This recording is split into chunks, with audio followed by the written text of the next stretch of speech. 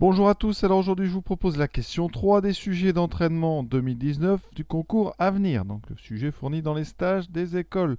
Alors ici on nous propose quoi? Donc c'est les suites, on considère UN une suite géométrique à terme strictement positif de raison R à la différente de ce R. Et on définit une deuxième suite, alors ça ressemble un petit peu à la question 1 mais qui était sur les suites arithmétiques. Donc à voir, donc ça parle ici de suite géométrique, je vous rappelle qu'une suite géométrique c'est qu'une suite qui marche avec un processus donc multiplicatif. Donc ici, ça veut dire que pour aller d'un terme au suivant, on va multiplier toujours par ce qu'on appelle la raison, qu'on écrit, qu'on note Q ici, comme un quotient de UN plus 1 par UN. Et ça, c'est vrai, quel que soit n appartenant. Ici, on a une suite définie sur n, donc ça sera sur n. Ça, c'est ce qu'on appelle la relation de récurrence qui définit la suite. Et on peut passer à ce qu'on appelle le terme général. UN, c'est U0 multiplié par la raison à la puissance n. Donc ça, c'est deux choses à connaître. La première s'appelle la relation de récurrence, la deuxième, le terme général de la suite. Donc la première, c'est UN plus 1 en fonction du n, et la deuxième, c'est UN en fonction de n. Alors, comment régler cette affaire le plus vite possible? Alors, une idée qui peut gagner vraiment du temps, c'est ici, puisque soit UN une suite géométrique, on peut prendre un exemple, on peut prendre la suite d'une suite géométrique très simple. D'accord? Par exemple, une suite de raisons. On va pas prendre 1 parce que ça c'est trop caractéristique. Puis là, ça doit être différent de 0, 1, donc raison, on va prendre 2. Les premiers termes, on va prendre 1. D'accord? Donc ça veut dire que c'est la suite, hein, dont le terme général, c'est UN égale 1 fois 2 puissance n. C'est donc les puissances de 2. Et on va regarder. Ça veut dire qu'ici, U0 vaut 1, U1 vaut 2, U2 vaut 4. On va en prendre quelques-uns. U3 vaut 8.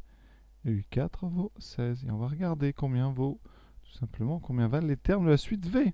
Alors V, c'est racine donc de, ici, U0 plus U1, donc les deux premiers termes de U, donc 1 plus 2, 3, ça fait racine de 3. V1 vaudra racine de, donc 2 plus 4, 6, racine de 6. V2 vaudra U2 plus U3, donc 4 plus 8, 12. V3 vaudra donc 8 et 16, 24. Et on regarde un petit peu eh bien, comment on passe d'un terme au suivant dans cette suite V ici. Maintenant, on regarde quelle est la raison de cette suite ici. On a V0, V1, V2, V3, et on va chercher ici. Bon, déjà, comment passer de racine de 3 à racine de 6? On a des propositions ici, on a arithmétique ou géométrique. Donc, si on cherche une multiplication, hein, ça va l'air plus logique. On voit racine de 6, c'est racine de 2 fois 3.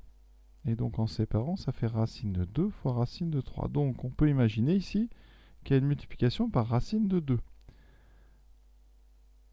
Pour passer de racine de 6 à racine de 12, vous allez voir, ça va être pareil. Parce que racine de 12, c'est racine de 2 fois 6. Et donc encore une fois, on a racine de 2 fois racine de 6. Donc on a la même multiplication par racine de 2. Et c'est pareil pour aller de racine de 12 à racine de 24. Donc ça veut dire que cette suite Vn, ici, elle est donc géométrique, Vn, et donc géométrique de raison racine de 2. On était parti de Un qui avait pour raison 2, on arrive à Vn qui a pour raison racine de 2. Comme le raisonnement est général, eh bien ça veut dire que mon exemple va suffire pour faire le choix parmi les 4 propositions. Donc la proposition qui va être retenue, eh bien c'est tout simplement ici, on était donc à racine de R. C'est donc la quatrième proposition, c'est la D. C'est donc ici racine de R. Si on part d'une suite de raison R, Vn sera une suite de raison racine de R, et géométrique. Donc ça, vraiment, la technique par l'exemple, ça marche très bien quand on fait des propositions ici avec une suite quelconque. Puisque ça doit marcher pour toutes les suites, ça doit marcher pour une suite que vous prenez comme exemple. Et c'est ça l'idée, prendre un exemple simple qui vous permettra de faire très rapidement les calculs. Peut-on faire un raisonnement général? Oui, alors c'est plus compliqué bien sûr. On va partir du terme général. On sait que Un est géométrique de raison R, donc le terme général c'est U0 fois Q puissance n. D'accord, ça, quel que soit n.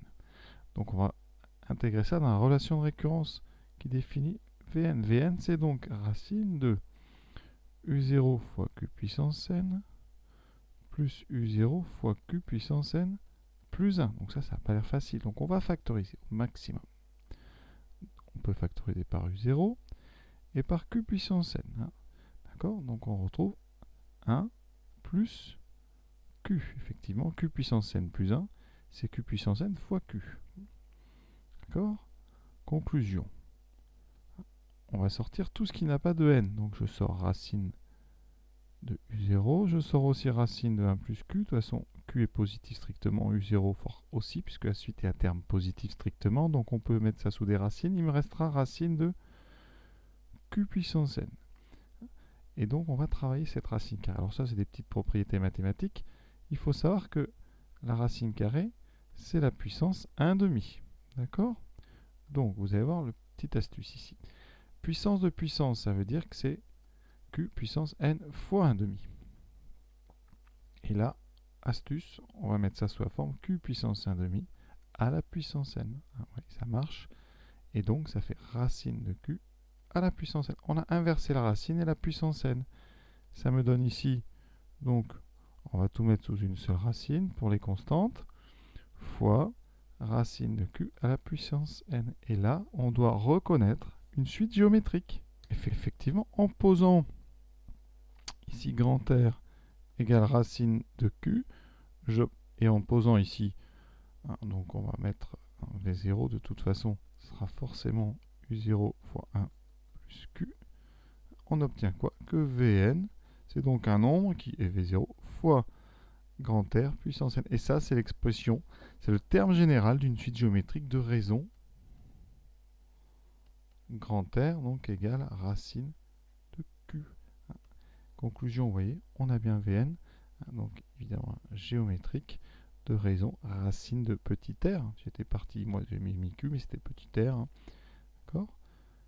Conclusion, et bien donc si vous partez d'une suite de raisons Q, vous tombez sur une suite Vn de raison racine de Q. Donc si vous partez de petit r, ce que j'aurais dû mettre tout de suite, on aurait obtenu une suite de raisons racine de petit r. Donc on retrouve la quatrième proposition.